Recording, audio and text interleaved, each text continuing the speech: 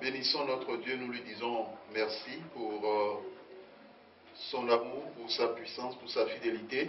Nous remercions tous ceux qui ont fait le déplacement pour assister à ce séminaire de délivrance et de guérison. Nous sommes dans la joie, dit David, lorsque l'on me dit allons dans la maison du Seigneur.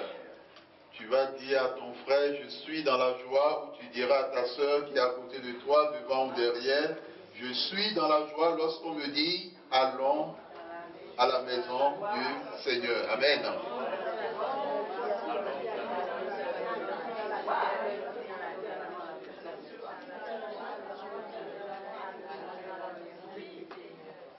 Amen.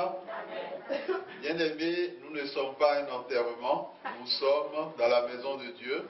Et la maison de Dieu est un lieu de joie, est un lieu de paix, est un lieu d'amour. Et ce qui fait que, j'espère, si je le dis, j'espère que ton voisin ou ta voisine, ton frère ou ta soeur, lorsqu'il disait « je suis dans la joie », tu as pu voir la joie sur son visage. Et donc c'est ça le plus important. La joie communique la joie. La tristesse communique la tristesse. Nous rendons grâce à Dieu pour son amour et pour sa fidélité.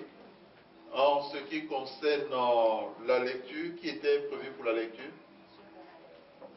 La sœur Bernadette, elle n'est pas là. Nous allons demander à un volontaire de venir nous assister au niveau de la lecture. Bien-aimés, nous abordons un thème très important. Comment être délivré des sorciers? Le Seigneur Jésus-Christ, dans le cadre de son ministère, a été confronté à la réalité du combat spirituel. Il a fait face à cette situation. Il est quelquefois dommage lorsqu'on parle de la question du combat spirituel, il est quelquefois dommage de constater que certaines personnes évacuent entièrement ou totalement cette question en disant que cette question n'est pas d'actualité. Mais la Bible en parle, la parole de Dieu en parle. Et lorsque vous voyez ce que certaines personnes souffrent comme difficulté, comment est-ce que certaines personnes ne peuvent pas arriver à fermer les yeux de la nuit, parce que chaque fois qu'ils ferment les yeux, il y a soit un mari de nuit ou une femme de nuit qui vient les déranger. Il y a d'autres personnes qui sont poursuivies dans leur sommeil, donc ils ne font que des cauchemars. Il y a d'autres qui ne comprennent pas. Ils se disent, j'ai pourtant prié avant de dormir.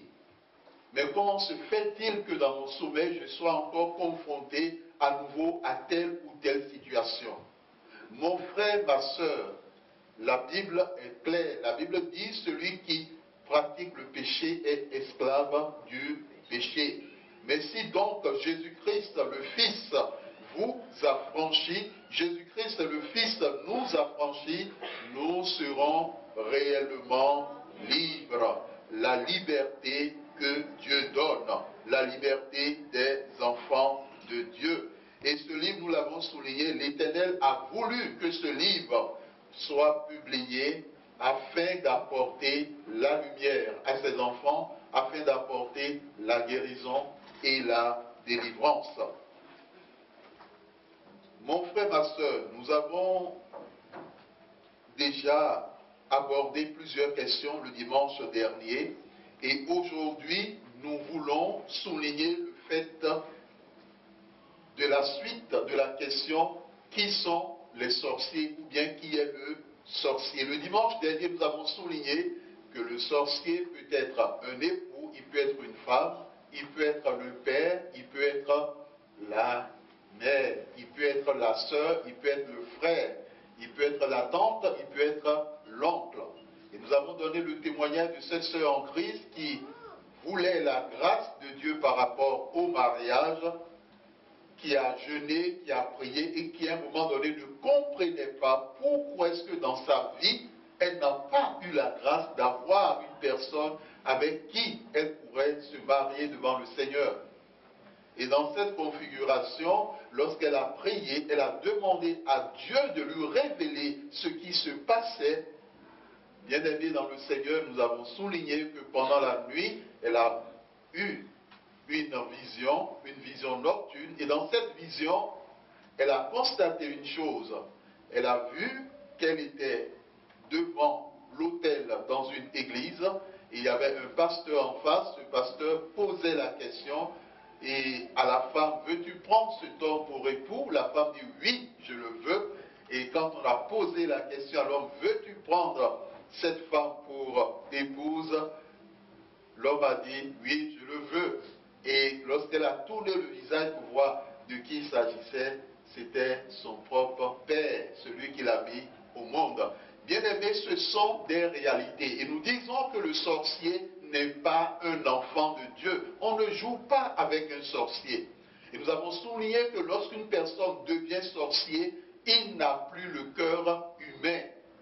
Les ténèbres où Lucifer lui donne un cœur animal. Et c'est en fonction de l'animal, du cœur qu'il a reçu, qu'il peut prendre la forme de cet animal.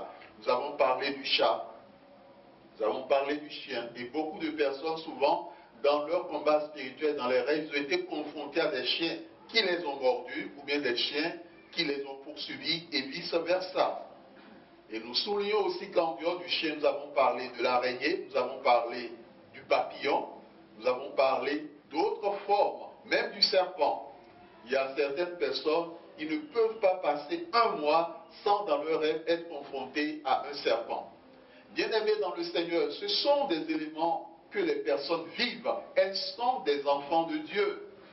Et à un moment donné, elles risquent d'être déboussolées, de ne rien comprendre. Elles disent, mais c'est pas possible. J'ai accepté Jésus-Christ dans ma vie comme Seigneur et Sauveur. J'ai été baptisé, j'ai fait ceci, j'ai fait ceci. Mais comment se fait-il que, après avoir reçu le Seigneur Jésus-Christ, je continue à faire les mêmes rêves que lorsque j'étais encore dans le monde? Bien-aimés, ce sont des questions qui méritent une explication. Et beaucoup de serviteurs de Dieu évacuent les questions, n'apportent pas une réponse. Et les personnes sont perdues. Certains abandonnent la prière, certains ne veulent rien entendre de la part de Dieu, certains sont dans la confusion.